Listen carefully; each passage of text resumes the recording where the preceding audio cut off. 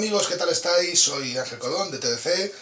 Ya sé que prometí hacer más vídeos, pero bueno, como estamos haciendo unos vídeos que exigían una producción importante, sobre todo los que hago con Paco y algunas cositas que hacemos de humor, bueno, eso va a llevar más tiempo porque ahora mismo no tengo mucho tiempo, pero como quiero subir más vídeos, voy a intentar grabar vídeos de estos más rápidos, con no tanta producción, o básicamente nada de producción, pero intentaré, pues eso, subirlos más a menudo, hacer más, ya os prometí también hacer algún unboxing, enseñaros por ejemplo el juego de Golpe en la Pequeña China, que lo tengo aquí encima del catedral, vale, y algunas cositas.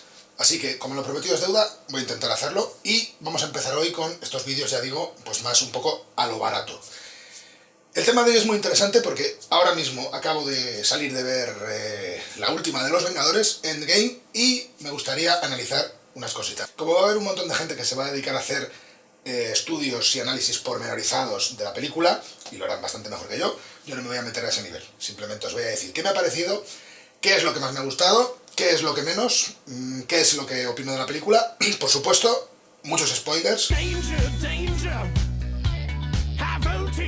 Si no habéis visto la película, Los Vengadores Endgame todavía, yo os recomendaría no ver el vídeo, salvo que los spoilers os den un poco igual, ¿vale? Si sois de esas personas que un spoiler les estropea una película, yo no continuaría este vídeo porque voy a decir spoilers y voy a decir cosas muy importantes. De hecho, voy a empezar hablando justo del final, ¿vale? Así que, aviso de spoilers, voy a poner una alarma por si acaso alguien se ha quedado medio dormido y no se da cuenta, porque voy a soltar spoilers. Avisados quedáis, voy a soltar spoilers. El MCU, el universo cinematográfico de Marvel, ha sido, como os digo, uno de los fenómenos culturales y cinematográficos más importantes, no solo de estos últimos años, sino de la historia, pero bueno, en estos últimos 25 o 30 años, sí, yo creo que sin ningún tipo de duda ha sido el evento más importante o uno de los más importantes. Entonces, habrá algunos a los que les hierva la sangre al escuchar esto, habrá otros que den palmas cuando lo escuchan, pero bueno, tanto unos como otros deben aceptar que esto es así. Entonces, ¿el cierre ha estado a la altura? Creo que sí. Creo que era una cosa muy difícil de hacer. De las 4 películas de Los Vengadores, La Era de Ultron, Infinity War y Endgame, creo que es una película que cierra muy bien esas 4 películas. Sabemos que son muchas más. Todo esto empezó en 2008, si no recuerdo mal, con Iron Man, pero lo importante es que las 4 películas de Los Vengadores, quitando La Era de Ultron, que a mí personalmente no me gustó nada, o bueno, me gustó bastante menos que las demás, evidentemente son las importantes dentro de esta columna vertebral del universo de Marvel. Seguramente podríamos añadir Soldado de Invierno y Civil War como las otras películas que podrían ser como unos pseudo vengadores también de este universo, que ya sabéis tiene a todas las películas conectadas unas con otras, lo que era muy difícil. Era muy difícil hacerlo en Infinity War, creo que se hizo bastante bien, y creo que en Endgame tampoco es que se hayan ido a un nivel estratosférico de maravilla. Creo que mejora de donde veníamos, creo que Infinity War estaba muy bien, a mí me gustó mucho, pero viendo Endgame, creo que Endgame todavía consigue dar un paso más allá. Y además, si vemos las dos películas como si fuera una sola, como si vemos Infinity War y Endgame unidas, creo que es donde realmente consiguen esa fuerza. Hay una cosa que me deja un sabor de boca agridulce, no de estas dos películas, sino de las 4 de Los Vengadores, que es, como he comentado antes, la que menos me gusta, La Era de Ultron. De alguna manera, si cojo estas 4 películas y las aparto del resto del universo cinematográfico de Marvel, con excepción de Soldado de Invierno y Civil War, La Era de Ultron se me queda como aparte. O sea, si cojo Los Vengadores de 2012 y cojo Infinity War y Endgame, creo que me sale una trilogía maravillosa. Y La Era de Ultron parece un poco un pegote. No es que sea horrible ni nada por el estilo, a mí ya digo que no me gusta, pero no me gusta al nivel de una película que creo que está bien hecha, ¿vale? Entonces sí que se me queda un poco aparte, sobre todo con estas dos.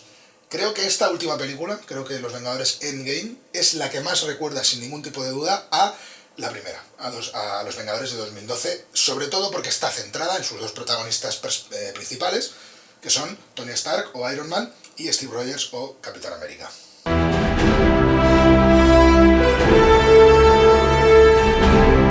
¿Esta película los trata bien? Rotundamente sí.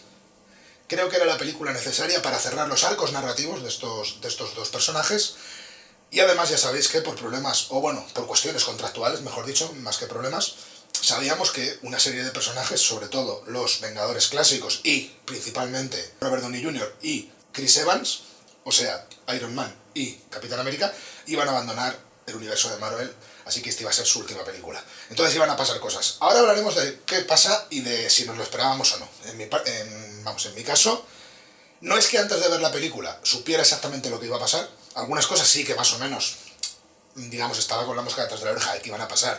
Y yo creo que muchos de nosotros estábamos en ese camino y yo creo que casi todos hemos acertado. Pero es que cuando vas viendo la película, casi vas adelantándote a todo lo que va a ocurrir. No lo digo de manera negativa, ni muchísimo menos. Creo que es algo muy, muy bueno, creo que es algo lógico. Sí que hay alguna sorpresita, pero realmente las cosas importantes, los arcos narrativos, cómo van evolucionando, las cosas que van pasando, creo que están dentro de lo normal, entre comillas. Luego comentaré alguna cosa. Y también es cierto que hay algunas cosas que quedan un poco los cabos en el aire, pero creo que son cosas menores. Sobre todo con algunos personajes que no murieron cuando Thanos dio chasquido en Infinity War, sino que murieron pues en otras circunstancias. Por ejemplo, Vision, Gamora, Loki, en principio. Pues sabemos que Loki no sabemos si está muerto o no, en principio parece que sí, pero también es cierto que hay una serie de análisis que dicen que era una proyección de Loki, que realmente no era él, y al ser Loki, pues, bueno, en principio podría no serlo. Además, algo pasa con Loki en esta película, en un momento dado, luego lo comentaré, que puede hacernos también un poco dudar. De hecho, yo pensaba que iba a ocurrir algo con Loki en esta película y al final no ha ocurrido, y ha sido una de las pocas cosas en las que sí que realmente la película me ha sorprendido, aunque yo considero que también ha hecho un poco de trampas. Supongo que también será para preparar algo para el futuro. Como digo, el tratamiento que se hace para el Capitán América y para Iron Man creo que es maravilloso. Creo que era obligatorio que esta película lo hiciera así.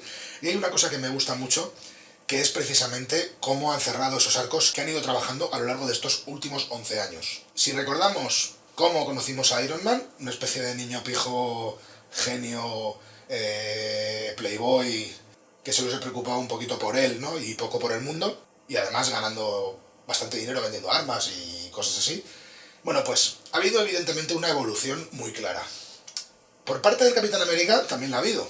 Si recordamos la primera película, Los Vengadores, precisamente esta se basaba en formar un grupo. Ese grupo tenía que vencer pues las reticencias que había entre ellos, las inseguridades de cada uno y demás.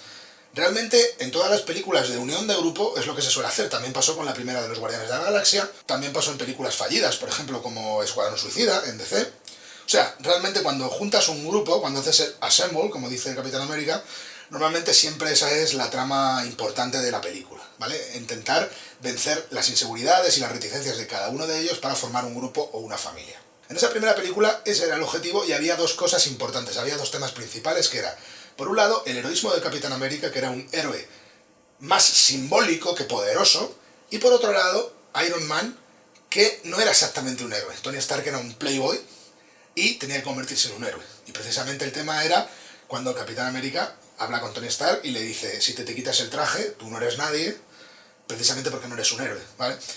Que también es otro tema clásico de las películas de superhéroes, ¿no? Si no tienes tus poderes, si no tienes tu traje, ¿qué eres? Si no eres nada, entonces con el traje y con los poderes tampoco lo eres, ¿no?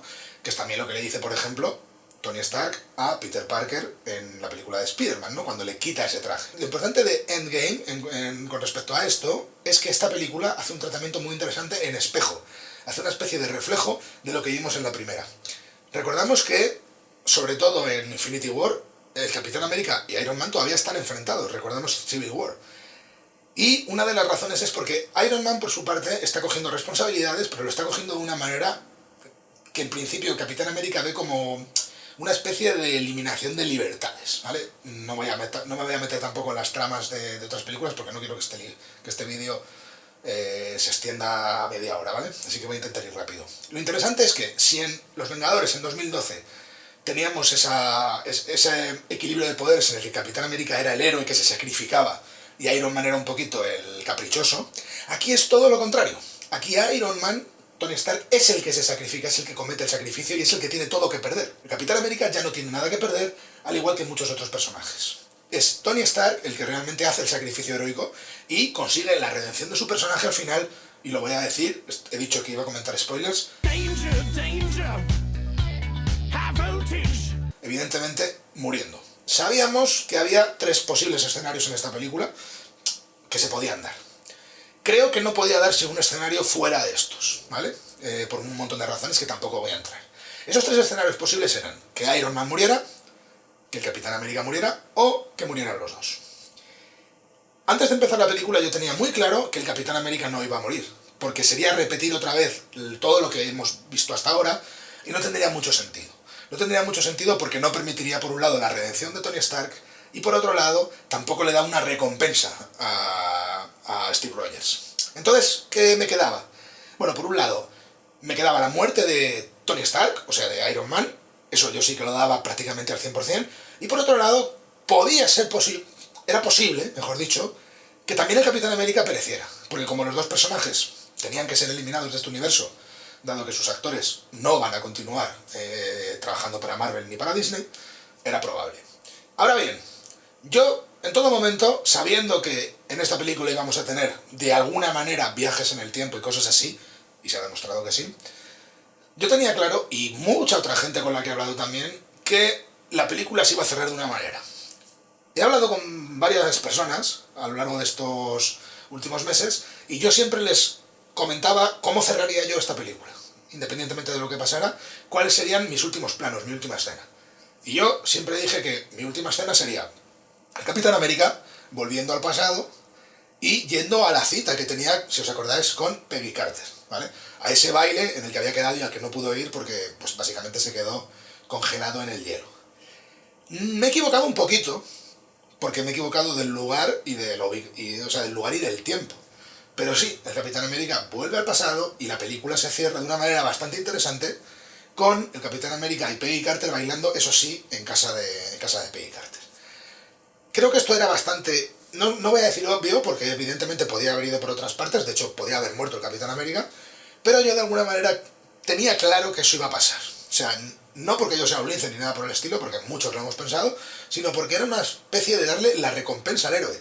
Tenemos que tener en cuenta que Steve Rogers lleva... Estos 11 años que tenemos de películas han sido un sacrificio continuo para Steve Rogers, para el Capitán América. Es el héroe simbólico, es el sacrificio, es el que está ahí en principio, que a lo mejor parece incluso menos poderoso que los demás. Luego se ha demostrado que tiene un poder interno que realmente es como difícil de mesurar, ¿no? Difícil de medir.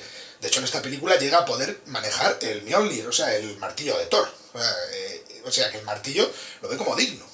Ya sabíamos que esto se había un poco adelantado en la primera, ¿no? Cuando está a punto de conseguir levantar el martillo.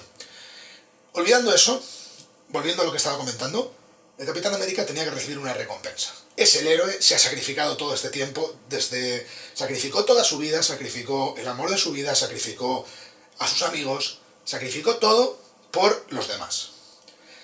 Tony Stark era al revés. Tony Stark no había sacrificado nada y ha ido aprendiendo a ser un héroe. De hecho, ha pasado incluso por ansiedad y por depresión, precisamente por creer no estar a la altura. Y es Rogers el que le ha enseñado a ser un héroe. Luego tienen ese enfrentamiento. Iron Man principalmente cree que Capitán América le ha fallado, que le ha abandonado. En esta película también, de hecho, incluso se empieza así. Pero Iron Man es el que se ha convertido en un héroe. Su redención tenía que llegar de alguna manera grande. Esta película no se podía cerrar con un final súper feliz, no se podía cerrar con un final edulcorado, no se podía cerrar con todos vivieron felices y comieron perdices, ni muchísimo menos. Hay que pagar el peaje, el body count tiene que importar, y tenían que caer personajes importantes. Si en la primera ya perdimos, por ejemplo, a Gamora, o a Loki, o a Visión, un personaje en principio súper poderoso, que luego ha sido utilizado de una manera un poco pobre, creo, pero bueno, no era fácil con tantos personajes y tantas tramas hilarlo todo bien, ¿no? Ahora bien, Iron Man ha llegado a este punto y tenía que hacer el gran sacrificio. No es el único personaje, hay un personaje que queda un poco en segundo plano, que es Natasha Romanoff, o sea, Scarlett Johansson, o sea, la Viuda Negra, que también hace un sacrificio y hace el sacrificio más grande, que es su propia vida. Ahora hablaremos de ello. Vamos a volver a Iron Man y a Tony Stark. Iron Man muere al final de la película, y muere para salvar a la humanidad, y muere de alguna manera sabiendo, entre comillas, que le puede ocurrir eso y de hecho que le va a pasar, ¿vale? Porque hace un chasquido y, en principio, ese chasquido acaba con Thanos y con todo su ejército, salvando a los héroes que ya han recuperado. O sea, esto es todavía como más dramático, ¿no? Porque ya han recuperado a los héroes que el chasquido había hecho eliminar, pero realmente él tiene que hacer el último sacrificio, no el sacrificio final. Y lo importante de esta película es que vemos a un Tony Stark con una hija de 5 años y viviendo la vida bien con Potts, ¿no? Prácticamente alejado de toda la vida de heroísmo. Tiene que hacer un último viaje. Ya sabemos lo que pasa con ese tropo que siempre se utiliza de la última cabalgada, ¿no? De los héroes retirados y viejos que hacen la última cabalgada. La última cabalgada siempre suele ser hacia la muerte. En todo momento está sobrevolando esa posibilidad. Lo que pasa es que como el tono no es excesivamente dramático en muchos momentos de la película, te hace olvidar eso. Incluso yo, que no lo esperaba mucho, es cierto que al final, o sea, durante un momento de la película estaba pensando, bueno, pues igual no muere, oye, pues igual no lo matan, hasta que al final sí ocurre con el chasquido, cosa que parecía que evidentemente antes de ver la película era una de las cosas, como digo, más probables. Me gusta mucho cómo han cruzado esas dos tramas del Capitán América y de Iron Man. Iron Man ha vivido la recompensa, ¿no? La fama, la gloria, el dinero hasta este momento, y su sacrificio de redención es para dejarle un mundo mejor a todos los suyos, incluida a su familia y por supuesto a sus amigos. El Capitán América lo ha hecho toda su vida, incluso ha perdido toda su vida, porque también pierde la vida el Capitán América. Y al final tiene la recompensa de conseguirla otra vez, ¿vale? Porque vuelve al pasado y abandona, por supuesto, el Capitán América, abandona su símbolo y simplemente se convierte en un ciudadano más. Eso me ha gustado mucho, creo que está muy bien trabajado, creo que es un final muy digno para los dos personajes, creo que los dignifica de verdad, creo que son dos héroes que básicamente han trabajado muy bien, creo que han funcionado, quitando Iron Man 2, que a mí tampoco me gusta demasiado, creo que han funcionado prácticamente en todo donde han estado, cameos o no cameos, películas suyas, películas corales, en todo, y creo que realmente era difícil y creo que lo han hecho bien. También es cierto que lo han hecho de una manera bastante normal, ¿no? Que no han sorprendido ni nada por el estilo, pero es que tampoco jugaban a sorprender. No siempre hay que hacer plot twist, así de... No siempre hay que girar el guión, no siempre hay que hacer cosas tipo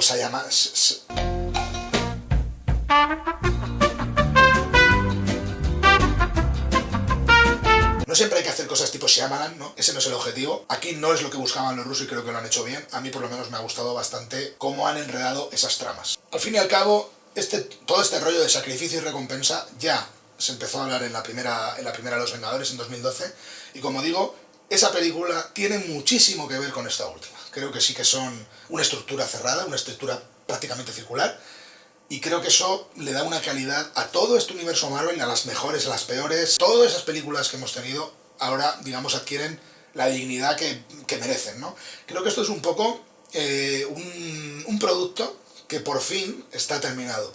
Más allá de las fases y de todo esto, de las fases Marvel, porque recordamos en principio esta última fase de Marvel, de la que estamos, la va a cerrar la próxima película de Spider-Man, ¿no? Pero yo creo que eso ya queda para lo siguiente, ¿no? Creo que eso ya es lo de los nuevos chicos, lo que va a venir. De hecho, esta película hace un tratamiento muy interesante con esos nuevos chicos, sobre todo con los eliminados. Si os fijáis, es una cosa que se ha comentado mucho, la mayoría de los Vengadores que quedaron eran los antiguos, ¿no? Los clásicos, los veteranos. La mayoría de los nuevos, sobre todo los importantes, se fueron con el chasquido. ¿Por qué? Porque han sido recuperados ahora, también con la añadidura de la Capitana Marvel, para, digamos, seguir después de esto, seguir después de estos acontecimientos. Se va lo viejo, entra lo nuevo, veremos qué tal lo hacen, porque no va a ser sencillo que vuelvan a alcanzar ese poder, esa potencia que han tenido estas películas y estos 11 años que han sido, pues realmente bastante un premio al final, ¿no? Al final de este camino hemos recibido un premio. Voy a hablar ahora también de ese sacrificio B, ¿vale? También muere en esta película la Viuda Negra, muere Natasha Romanoff. He de decir, de hecho, antes de hablar del sacrificio de la Viuda Negra, ¿por qué se sacrifica la Viuda Negra? Y es que, de una manera muy interesante, se convierte la película en una película de robos a través del tiempo. De hecho, son el robo en el tiempo, es como lo llama el personaje de Paul Rudd, el personaje de Scott Lang o Ant-Man. Los Vengadores que quedan se dividen en equipos para ir a distintos momentos de la historia de los Vengadores para recuperar esas gemas del infinito, que era algo que ya más o menos nos imaginábamos, porque ya habíamos visto imágenes de rodaje, fotos de rodaje, sabíamos que se podía viajar en el tiempo, sabíamos que Scott Lang por Ant-Man 2 o por Ant-Man y la avispa estaba metido en el mundo cuántico, sabíamos que el tiempo ahí iba de otra manera, sabíamos que iban a ir por ahí los tiros, entonces nos podíamos imaginar que esto iba a ser algo así, pero lo hacen de una manera muy divertida. Bueno, una de estas gemas que tienen que recuperar es la gema del alma. Si recordamos en Infinity War, Thanos se hacía con esa gema del alma sacrificando lo que más quería, que era a Gamora. ¿Qué pasa? Cuando Barton y Natasha, o sea, Ojo de Halcón y la Viuda Negra, van a por esa gema del alma, tienen también que pagar el peaje, tienen que realizar un sacrificio. Recordemos que Barton, bueno, lo vemos en esta película, pero nos lo imaginábamos también, de hecho así es el opening, pierde a su familia con el chasquido de Thanos. Es una persona que se vuelve vengativa, casi psicopática, intentando eliminar a aquellos que han sobrevivido y han hecho daño a las personas, ¿no? Porque no son dignos. Básicamente se convierte en una persona maniquea, ¿no? No puede entender por qué ha habido unas personas que han sobrevivido y otras que no, y dentro de esa gente que ha sobrevivido hay gente que a sus ojos no merecen ese premio, ¿no? Asesinos, criminales, todo ese tipo de personas, mafiosos. Entonces él los va eliminando, se convierte en el personaje de Ronin de los cómics, aunque no se comenta en la película, pero es evidente que es ese personaje. Natasha, por el contrario, ha tenido un... Aunque no se ha centrado excesivamente las películas en ella, digamos que ha sido un personaje muy de support, ¿vale? Muy de apoyo, muy secundario en el sentido de que siempre estaba apoyando a los demás personajes, no que fuera menos importante. Digamos que ella no es tan claro el crecimiento que ha tenido ese personaje, sin embargo lo ha tenido. No nos lo muestran expresamente, pero lo ha tenido. Ella era lo que Barton es ahora. A lo mejor no de una manera tan salvaje, a lo mejor no de una manera tan evidente, tan explícita, pero al principio de sus vidas, tampoco nos lo han enseñado mucho, pero sobre todo por las cosas que hablan entre ellos, las cosas que dejan ver, la situación era al revés. Pasa un poco como con Capitán América y Iron Man. En este caso, es evidente también quién tenía que sacrificarse.